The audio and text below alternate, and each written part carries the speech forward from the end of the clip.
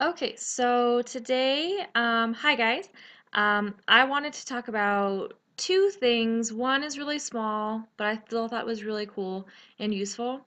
And then I'd like to talk about a second one. Both are in the Checkpoint 2.1, clarifying vocab and symbols. And so the first one I'm going to talk about is going to be Shahi, which I have open here. And so Shahi, is like it says it's a visual dictionary that combines Wiktionary content with Flickr images, Google images, and Yahoo images. And so something I was finding interesting, I was just kind of testing out some words, as you can see. Uh, road here was the first one that came up, and it comes up with some images of roads from Flickr, or I can change it to Google or to Yahoo images. And it also gives you the dictionary definition here. So then I typed in turtle as well as excite and imagine.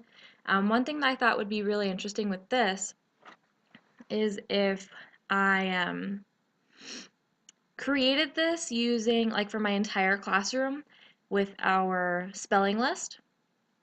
That way we can go over it one by one, or I can already have it set out on a page and introduce it to the classroom. We can go over each word separately and see the definition as well as the part of speech and some images to go along with it to help all of my students kind of connect the uh, written definition along with the visual image. Um, Another idea I did have was for students who are maybe having need a visual clue to commit to memory better the words. And so I had a thought that they could take their spelling list and take it aside themselves and go through this by themselves. It doesn't have to be a whole class, but it would be cool to still use it as a classroom, but also a nice tool to use for some students who are needing maybe some extra help. And so the second thing I wanted to show you guys was called Vocab Ahead. And this one is specifically kind of for grades 5 and up. One of the reasons for this is because it's kind of based for, it's a vocabulary building site specifically for the SAT tests and the ACT tests. And so it's for a little bit, it's for 5 through, I think it said 12th grade. The words are a little bit more advanced, but I still think this is a great tool to use separately or together in the classroom as well. One thing for this is it is an app that can be downloaded, and so if we have a class set of iPads or anything, or the students have them at home, maybe don't have computers, they can access this still at home or on the go or something, which as you get older might be more beneficial the more involved that you are. And so let's go to the study room. And there are just a ton of resources for here. And so you can choose your grade, or it says 5 and up on the other page, but apparently you can only choose grade 6 through grade 11. There's also a master list of words and the common words here. So we'll go with the grade 6 list. And they have words from A all the way down to some Z words. There we go. Down to some V words there. And so if we choose, say, global, I can choose that word. Global.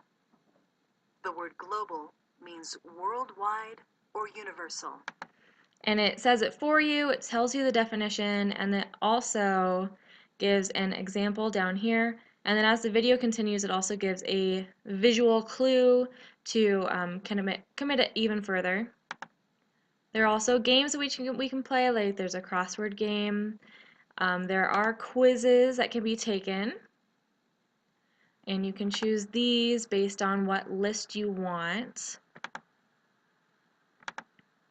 And then another thing I thought was cool was there's a performance section as well as a my class section. And so this is already built in so that I could possibly use it for my full classroom if we all wanted to study together.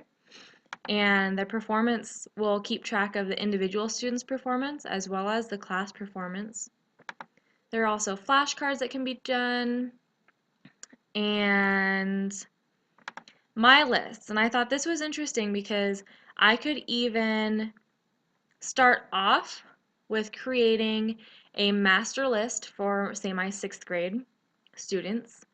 And then as we go, maybe some students are doing better than others, or I really don't want to use this for the whole class, but notice a few select students that may find this useful. I can then edit and create their own list and create like a separate list for them. And then there was a shared list here, and I just thought that this would be really cool to use on an individual basis as well as a class basis. Um, and it's just a great additive. I wouldn't use this solely for itself, but it's a great visual clue, auditory help, and it can be kind of molded and shaped based on the individual student's need or the classroom need. So there you go. Thank you. I hope you found these useful as I did.